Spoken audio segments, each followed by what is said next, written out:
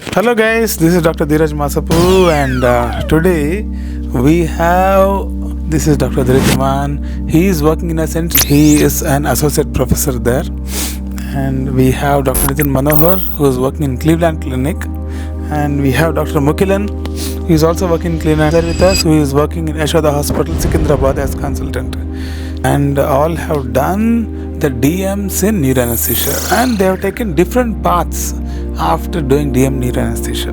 If I give you a time machine and if I take you back to MD anesthesia first year, how are you going to change your life?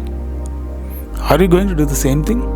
Are you going to do something different? Okay, so if I was given a time machine and I was asked to do my MD all over again, I would really do it in the heartbeat. I would do it in the exact same way that I did at that point of time. I would not really change anything. Really, if I had to give any advice to my past self, I would say do exactly the things the way that you did them because they were perfect. Frankly speaking, maybe I'm lucky in saying that, maybe I'm privileged, whatever you say, but I didn't really face too many problems. The amount of hard work that I was supposed to do, I did without problems.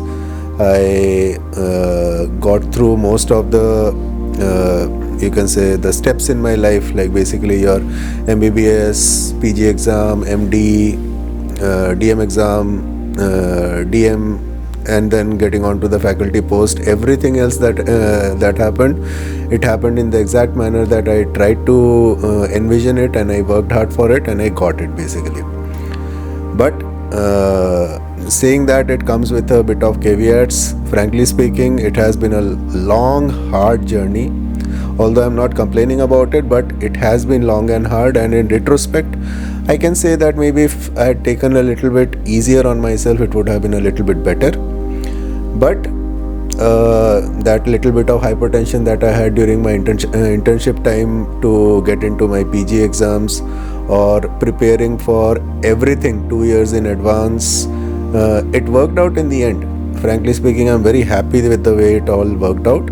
But one thing is there, that you miss out on certain joys, basically the certain free time that you have in life, or basically you let your body take the burden of the time spent, the hard work, the constant stress, everything. You enjoyed it at that point of time, but later on your body feels it. Like at the age of 36 right now, although I have accomplished a lot of stuff in my life in the short time that I have had, but that has led to a lot of problems, specifically leading to my health, specifically leading to a bit of mental peace, you can say, but they become so ingrained inside you that you do not feel them as problems.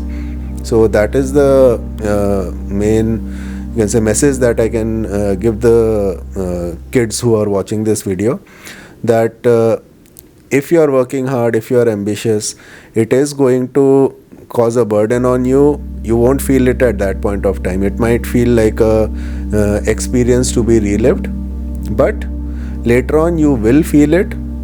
But just be sure that you are doing it for the right reasons. Like if you are doing it mainly to get yourself settled, or you are doing it for making money, or you are doing it to fulfill ambition, validating yourself, etc., etc., there can be n number of reasons why you are working that hard. But if you are working hard and you know in your heart of hearts that it's the right thing to do at that point of time, do it and live on without any regrets. Do not look back at that period with regret, and just go on with your life. You can improve your life later on. You will have a lot of chances if you have fulfilled your goals at an early stage in your life. You will have a lot of chances later on. But just do not look back at that point of time in your life with regret. It was a life well lived, and you were happy at that point of time working hard. That's what made sense. And later on, now that you are living a different kind of life and you are having different kind of priorities, just be happy with the choices that you made and make better choices later on. That's all that I have to say. So Nitin, I have given you a time machine and you are placed in MD first year now. Obviously not, because the path that I have taken and the journey that I have taken has taught me a lot of things, and it has been a hard way, but now I know the lessons, right? So the journey has been a long journey. I have taken my hardships, so why I shouldn't not do it the easy way? So if I still say I'm doing the same thing, then I'm not a learner in life. So probably I would do it differently. First thing is, to get my MD, I struggled. I was a very mediocre student, and to get into MD, I took 2 years, and I wanted an MD, though I would have got a DNB. So maybe I would have done a DNB and just not wasted my time studying for MD entrance. So that is one thing first looking at. Second thing, the subject that I chose, I think it was okay. I think I was clear on what I wanted. I wanted to step abroad, and I wanted to move out of the country. So that decision was okay with the subject. I think I chose the right subject. I'm happy with that. But then again, doing DM after MD was not necessary for me. I think the same energy, if I would have put in another country, doing training in another country, I would have been somewhere else now. So again I made a long journey and a tough journey. And then after my DM, then I ventured into corporate hospitals in India, and I had a learning curve. So though every stage of life has taught me a lot of things, but every stage of life has taught me also that I have made mistakes. What is life without learning that you could have done it a better way? So my suggestion to the youngsters is, have a plan and be very clear on what you want. So I was clear to some extent as to what I want, but the journey that I took was a pretty long, and it was not very straight to the point. So if I see myself where I am today, if I am outside India practicing anesthesia, I wouldn't have done all this what I have done. I would have straight away gone after MD. I would have written probably my USMLE, or I would have done a PLAB and I would have gone to UK. I would have done my FRCA training, rather doing a DM neuroanesthesia, and I would have done I would have been a consultant there, and then I would have the world so very important to know what you want to do, whether you want to be in India, whether you want to be outside India. And but I had a tough journey, but no regrets. I think it has taught me a lot in life, and I think my plus one was I persevered, and I had hard work, and every stage I had to struggle and get what I got. So I value what I have now. But what is life without learning a lesson? And where you are now teaches you a lot. And if I would tell somebody who wants to be where I am today, I would give them the easier path, and I would have clearly tell them this is what we want to do, rather than taking a long course that I did. So maybe yes, time machine. If I get it, I will definitely change things. Why not? If you get the time machine, you obviously have to change. First of all, hello to everyone. So if you talk about me, what I do is most of the time in my life I live in present. So if you ask me today, I will not have too much. I'm not too much ambitious, or I won't plan my life too much. So if I go back also, at that moment I have enjoyed a lot. Probably I would have enjoyed more. So that's what I will tell. So other than nothing major changes. So that's what my. So you would again go through the same path. So you had an MD in PGH Chandigarh, DM also in PGH Chandigarh. So you would do the same thing, right? Preferably, if you come to how I lived my life, day-to-day life, yes, I'll be the same. Probably DM neuroanesthesia, I would have preferred some better institute. What better? Probably NIMHANS or AIMS, because 3 years I was there in PJ. So having a 2 different institute experience will also add up. Would you do DM again, or how Nitin is telling, would you go for an USMLE, or would you have gone to UK, done some FRCA, something like that? My plan was not to go I didn't had anywhere and plan go abroad. So preferably the plan would have been same. First I had thought of first I gave exam for even DM onco anesthesia in AIMS. So followed by I gave DM neuro anesthesia in PJ, where you didn't have DM onco anesthesia. So probably plan was to settle in India. So that's why I would have done DM only. So rather than going abroad. So would you like to change anything from MD first year? So first of all, it's very good to have the question actually. So it's very fantasy to know this fantasy idea actually. So No, I really like that actually. So at least in the dream we can think of something we would have done in the, or we can change it actually. So so the time machine will allow only to go back to the MD first year, or can I take it still back? You take it back. Okay. So then definitely I would not take in the medical school itself. So that would be a major change in my life. Okay, I would have done my engineering or something, and I would have gone straight away to some other place apart from India. So even if I would have got this chance in my MD, so my pathway will be more similar to Dr. Nitin. Okay, so I would have kept my eyes very open. So I had a similar pathway, like Dr. Nitin. I had 2.5 years for preparation of my MD. So if the same effort I would have put it in the USMLE, I would have reached in a different height. So these concepts, why we are saying that is, this thing we realized only after we went to the place where we are working right now. Another thing is, I was a very introvert, shy type of person, so I would have like to change my attitude in my first day of MD itself.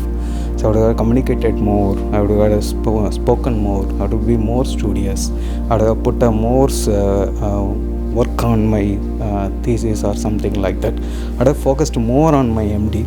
So I would have opened my spectrum, like definitely. So I would not consider my DM actually. So I would have went to definitely PLAB or an USMLE. I would have tried to settle down in the US. That would be a I dream of actually. So I have seen a lot of colleagues in my hospital. So the benefits, what they are getting, what they are achieving, what we are not able to achieve, still I can feel that. So coming from a good institute, so we did from a MD from a premier institute, but the amount of respect we are getting, the amount of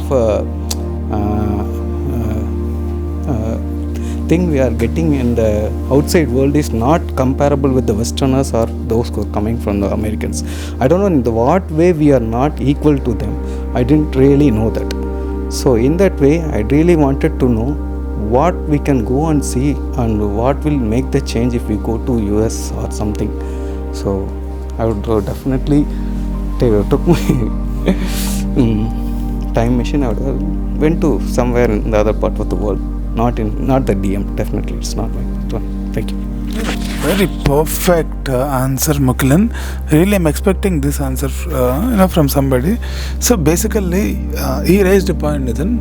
What difference is there in our training versus training in America or UK? I would like you to answer that, because there is a difference.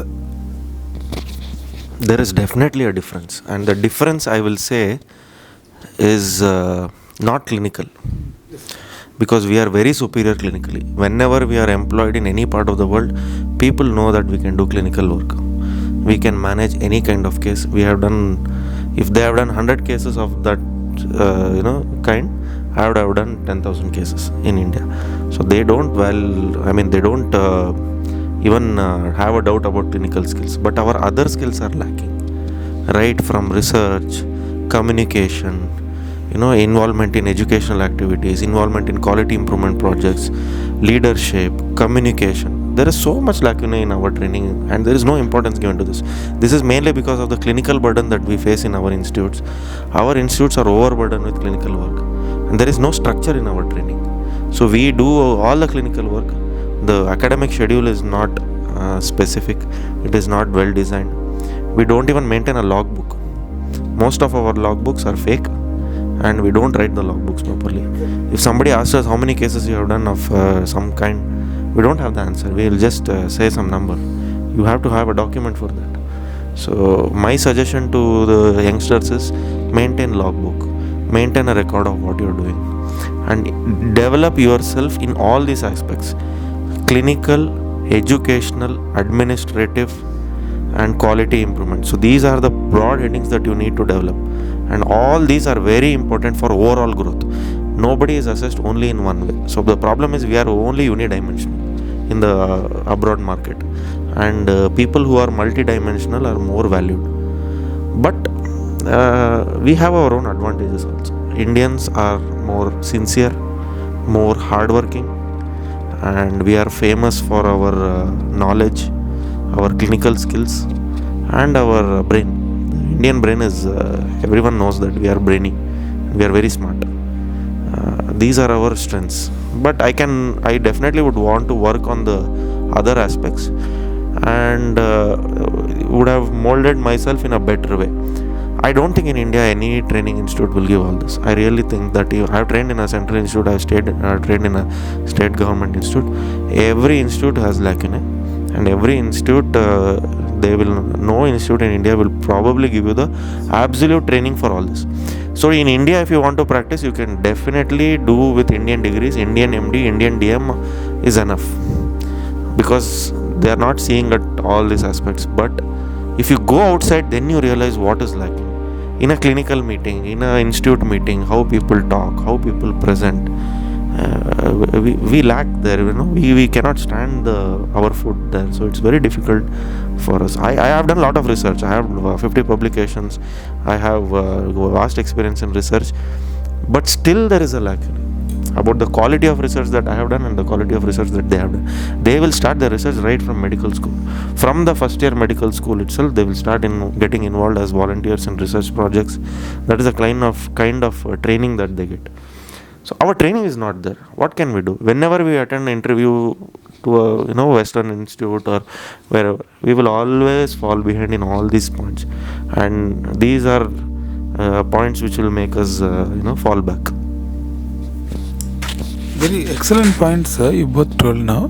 So, in none of the Indian centers, according to them, will be trained in this, because our training system is not tuned in that way. I can totally understand that, but maybe we have to develop a new system. If you are the head of the department of anesthesia and of some corporate hospital or some institute, how would you actually plan it? Definitely we can change the system here. There is a hope, but I don't know if it is going to translate into reality. So I'll tell you an example. So the resident training in the abroad institutes, in a week's schedule, they have 1 day of academic time. Can you spare 1 day of time for the resident to do his academic work, to do his research project, to do his studies? No. You cannot let him out from the clinical work, because you will have a lacuna there. So right from there, so there are so many things. So mentorship again. So having the right mentors and them training you not only clinically, in all other ways. Though I would say that my mentors have given me excellent training in whatever way they could. But the system is like that here. Our system is, we are just revolving in the same system. And the game is not changing there. So I don't know how this will change and how we will stand in the other markets. But this is a definite lacuna that we are. So even if you train here, if you do the highest degree, so if you do a DM here and go there to abroad in a Western world, you have to again do the training there to accumulate those skills. That is what the reality is. So then why are we not training our students in that way?